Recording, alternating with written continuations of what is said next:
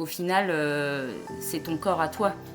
Donc ce sont tes décisions. Et ça, je pense que c'est vraiment important de le prendre en compte. Alors, je m'appelle Aurélie, j'ai 44 ans. Je suis la maman d'un petit garçon de 9 ans et je suis très active sur les réseaux sociaux puisque je fais pas mal de prévention autour de la maladie. J'ai plusieurs pathologies.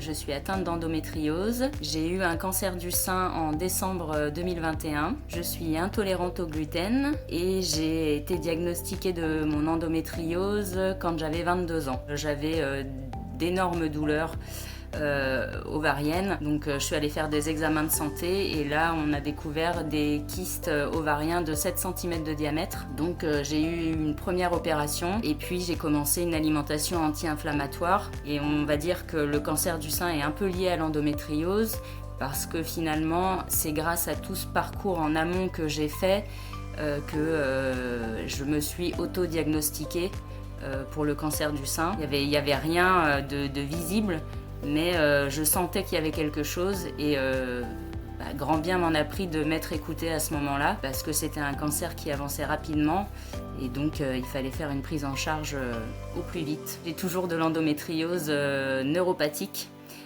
Donc ça se traduit par des douleurs dans les jambes et au niveau du coccyx, chez moi j'ai ce qu'on appelle une coccygodynie et je suis toujours en arrêt de travail après 2 ans et demi. Ça m'a permis de faire une pause, une belle parenthèse, j'ai envie de dire, pour s'occuper de soi. Ça m'a permis de me connaître un peu mieux, je pense, de connaître les limites de mon corps et aussi quelles étaient les ressources nécessaires pour avancer. Super aidante sur les réseaux sociaux avec mon compte, bien évidemment. Je suis aussi bénévole à la Ligue contre le cancer pour être patient ressources. J'ai mis en place un système sur les réseaux sociaux pour la prévention qui pourrait être un patient éclairé, c'est-à-dire de pouvoir participer à son parcours médical et ça m'aide à aller de l'avant. Au final, c'est ton corps à toi.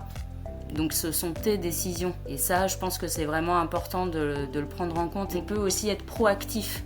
Et des fois, on ne connaît pas suffisamment bien ses droits en tant que patient. Peu importe la maladie dont on est atteint, il y a toujours, en tout cas pour moi, une porte de sortie, un espoir. C'est pas parce qu'on a des douleurs que ça va durer toute la vie. Moi, j'ai envie d'être positive dans la maladie parce que je pense que plus on est positif, mieux on tolère les douleurs. Et s'entourer des bonnes personnes autour de soi, c'est aussi primordial.